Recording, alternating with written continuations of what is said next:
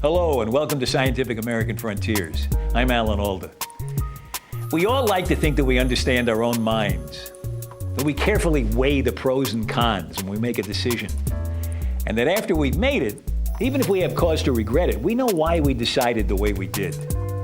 Oh, sure, we know some choices are more emotional than rational, but even then, we think we're conscious of all the conflicting arguments that run through our minds as we make a choice. Well, in this program, we'll find out how utterly deluded we are as we join in experiments revealing just how sneaky and underhanded our brains can be. We'll discover why our brains convince us to buy a pricey branded version instead of the cheaper alternative. How we're fooling ourselves if we think we harbor no hidden prejudices.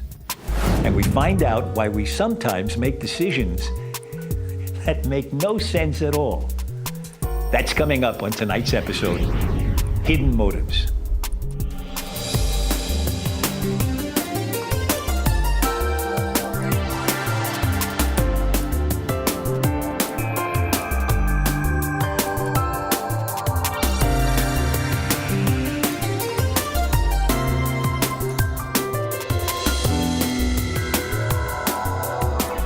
This program was made possible by contributions to your PBS station from viewers like you. Thank you.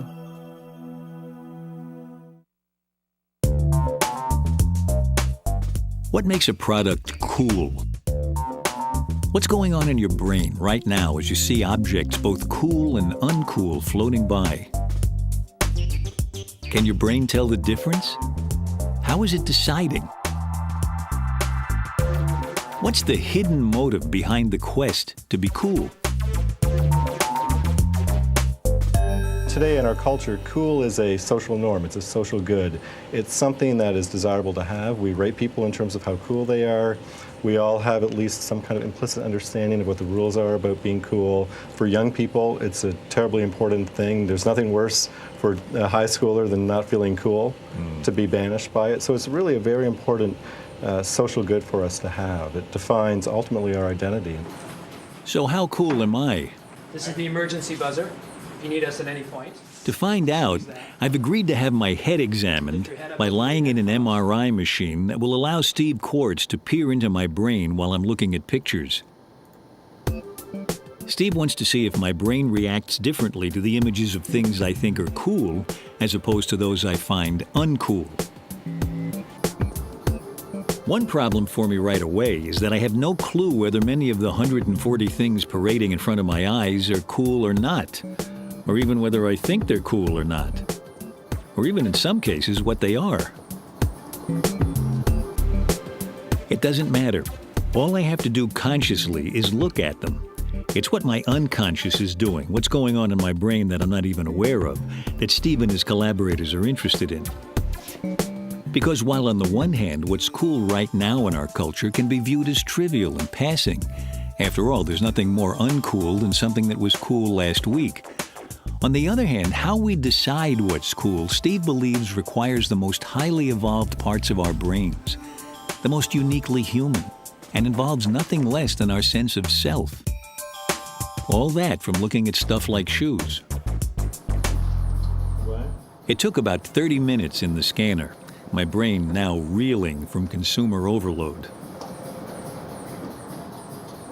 So now when we're done with the scan, we have a little survey for you. So Okay. And that ASP is Steve Quartz's extremely cool collaborator. Basically, this works. All the images that you saw in the experiment are presented here on this paper. It goes from 0 to 5, and you're going to rate each image from 0, meaning not cool, to 5, meaning very cool. Very cool. Okay, so how do I translate that to me? I mean, do I like it? I think it's pleasant, nice. How do I? How you experience them. If you think it's cool. Well, different people they mean different things by cool. Exactly. I mean, this is It's personal. This is not me saying what I think other people think are cool. This is me saying how I respond to it. Exactly. Okay. By the way, all these objects were chosen for their coolness by a panel of design experts. But it's not what they think that matters, right? This looks uncool to me, but I like it, so I'm saying that's cool. Sort of cool. Oh, very uncool here. Very not cool. I I don't know what this is. I don't like it. Here, now we got very cool. Finally, we got very cool. The iPod, even I can recognize as cool. But most of this stuff, You rated most of the objects as uncool. The majority of them is uncool. So we took the ones that you rated cool and the ones you rated as uncool and looked at the differences. And so here's you. okay. This is you looking at the cool objects. Yeah, at the cool ones. At the cool ones. Very little activation overall. It seems that the cool stuff left me cold. My brain remaining stubbornly indifferent even to things like the iPod that I thought were cool. But here's the surprise. To objects I later labeled uncool, my brain lit up, most especially in an area that has long fascinated Steve Quartz, right at the very front of the brain, where he believes our sense of self resides. About a third of everyone run through the scanner had this strong negative reaction to the uncool, including, to her astonishment, Annette. You had the same response? I got the same response, and I said I just ignored all the images that are uncool. I'm just focusing on the cool images in the scanner. I came out, looked at the results afterwards, and I responded exactly like you. That's so completely unanticipated. Okay, now what about people like us? What, for example, did you react negatively to in that list?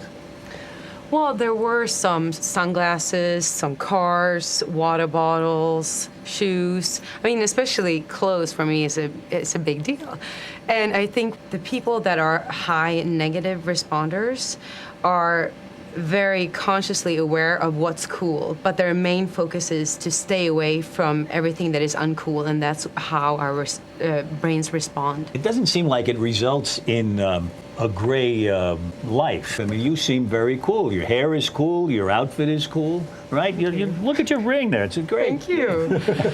Well, I think that just the fact that my brain responds so intensely to the negative stimuli, the uncool, makes me maybe sweat even harder to be cool. But while Annette and I have brains that unconsciously recoil from the uncool, people in the next biggest group tested in the scanner have the opposite response. Their brains ignore the uncool but go wild, especially in that part at the front where our sense of social status lies when confronted with cool. What's more, another part of the brain involved in planning movement also lights up, suggesting they're subconsciously reaching out to grab the product. Being one myself. Guess what he is? Yeah, you're highly positive in response to cool. Yep. I am. It certainly tells me that it gives me clues when I walk into a store of what to be aware of. So his brain is biased by everything that is positive, like the cool stimuli is very attractive to his brain. And it might be that people in that category are more impulsive, they're shopaholics, or it's important to them to be on top of trends and know about new products coming out in the market first. They tend to jump on the new stuff faster than the people who are more worried about being cool in terms of staying away from the uncool products. And Steve, is that how you see yourself? Was it a surprise to you to scan yourself? No, it actually confirmed my wife's suspicions. Have you scanned your wife? No, she's afraid to know what she is.